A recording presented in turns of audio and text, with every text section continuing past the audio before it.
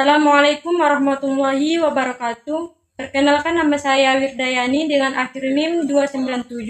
Baiklah, pada kesempatan kali ini saya akan menjelaskan materi sejarah pendidikan Islam yang berjudul Pemikiran Pembaharuan Pendidikan Islam di Indonesia, Studi Historis Pemikiran Ahmad Dahlan, Abdullah Ahmad, dan Hasyim Asy'ari.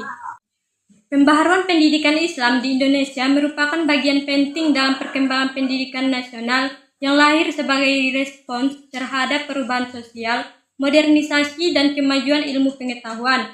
Pada awal abad ke-20, sistem pendidikan Islam masih didominasi oleh metode tradisional yang berfokus pada pengajaran ilmu-ilmu agama dan belum memberikan perhatian yang memadai terhadap ilmu pengetahuan umum. Sementara itu, sistem pendidikan Barat yang diperkenalkan pendidikan kolonial berkembang dengan metode yang lebih modern dan struktur. Kondisi tersebut mendorong munculnya gagasan pembaharuan pendidikan Islam agar umat Islam mampu menghadapi perkembangan zaman dan tidak tertinggal dalam berbagai bidang kehidupan.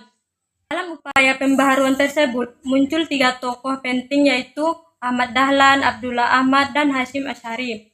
Ketiganya memiliki pemikiran yang berbeda, namun sama-sama bertujuan untuk memajukan pendidikan Islam di Indonesia.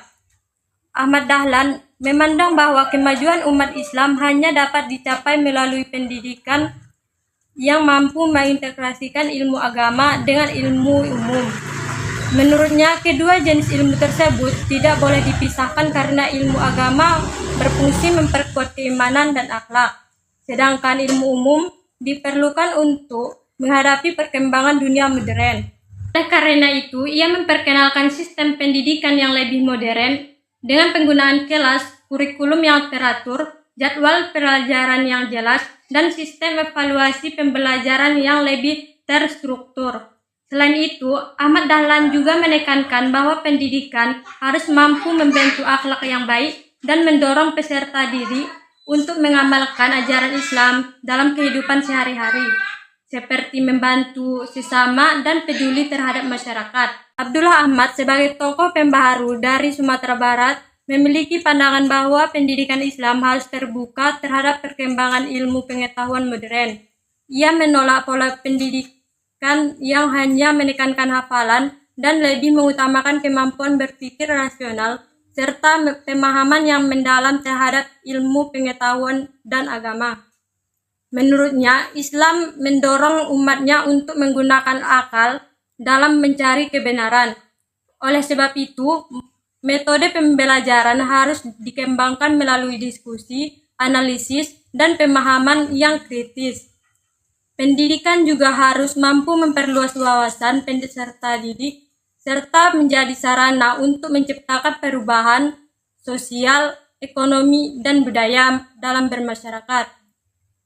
Pemikiran Abdullah Ahmad membawa perubahan penting dalam perkembangan pendidikan Islam, khususnya di Minangkabau, dengan memperkenalkan sistem pendidikan yang lebih terbuka dan progresif.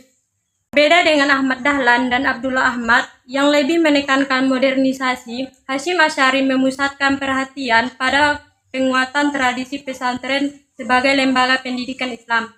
Menurutnya, tujuan utama pendidikan bukan hanya menghasilkan manusia yang berilmu, tetapi juga membentuk pribadi yang berakhlak mulia dan memiliki spiritualitas yang kuat. Hasyim Asy'ari sangat menekankan pentingnya adab dalam menuntut ilmu, terutama sikap hormat kepada guru. Ia juga memandang bahwa guru tidak hanya berfungsi sebagai pengajar, tetapi harus menjadi teladan dalam akhlak, ibadah, dan kehidupan sosial.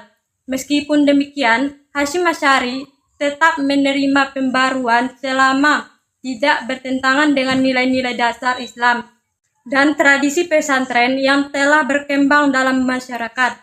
Secara keseluruhan, pembaruan pendidikan Islam di Indonesia berkembang melalui 3 pendekatan utama, yaitu modernisasi yang dipelopori Ahmad Dahlan, rasionalisasi yang dikembangkan Abdullah Ahmad, serta penguatan tradisi dan akhlak yang ditekankan oleh Hasyim Asy'ari. Ketiga pendekatan tersebut saling melengkapi dan memberikan kontribusi besar dalam membangun fondasi pendidikan Islam di Indonesia. Pemikiran mereka menunjukkan bahwa pendidikan Islam yang ideal adalah pendidikan yang mampu memadukan ilmu pengetahuan, nilai-nilai moral, spiritualitas, serta kebutuhan masyarakat modern secara seimbang.